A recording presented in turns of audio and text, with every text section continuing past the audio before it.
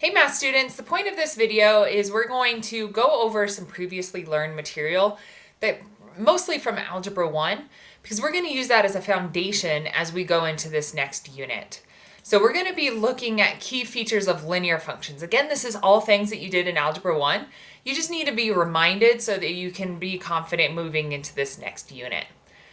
So here I have a linear function. We can call that function f of x. F is just like the name of the function, and then this x is telling me what is being plugged into the function. So I can see the slope, and as you remember, that -6 means something. We're going to be reminding ourselves about the y-intercept and the x-intercept. So if I were to graph that, graphing it is a great visual aid of where those intercepts are. So an intercept by definition just means to cross. So by an intercept, a y-intercept, we're looking for where this graph crosses the y-axis. I can see that visually on my graph right here. So this here I would have a that's a coordinate of 0, -6. So y-intercept, 0, -6. And I'm going to take a minute to think about that 0. By definition, y-intercept, crossing the y-axis, the only way that is going to happen is for the x value to be 0. So if I wanted to think about my x value being 1, if I have a coordinate that's over here, that's not going to be on the y-axis. So even if I had 1, -6, that's not going to be on the y-axis. The only way for it to be on the y-axis is for x to be equal to 0. Now I'm really hammering that home because that allows us to solve for the y-intercept algebraically.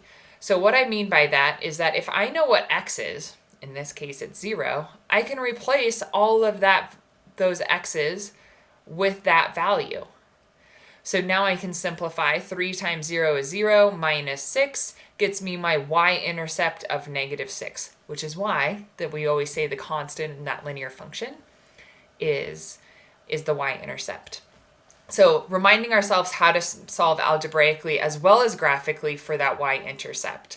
So now let's flip it and reverse it, find the x-intercept. Same idea. By definition, the only way a point is going to be on the x-axis is for the y value to be equal to 0. So I can see that very easily visually on the graph. Here I have that x-intercept of 2, 0. So I know what it is. But again, I can solve that algebraically. My y value, my output is 0. So I can set my equation equal to 0 and solve for the corresponding input. So here I would add 6 both sides.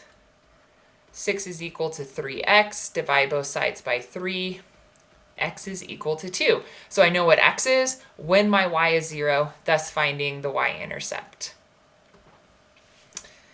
Okay, what about if I have just a table of values here? So my table of values, it's really helpful to remember those little tricks. My y-intercept is there only when my x value is equal to 0.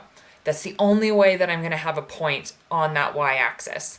So in my table, I'm looking for where do I see that x value to be 0. So here I can see that it's 0, 6. And then same thing, x-intercept. The only way a coordinate is going to be on the x-axis is for it has to be right in the middle at y equaling 0. So I'm looking for where my outputs are equal to 0. So I'm looking down my table of outputs. Here's my 0, and I can see that coordinate of 2, 0. Okay, so that is where we're going to end this video. Just a nice little refresher of x-intercepts and y-intercept. As always, if you have any questions, let me know.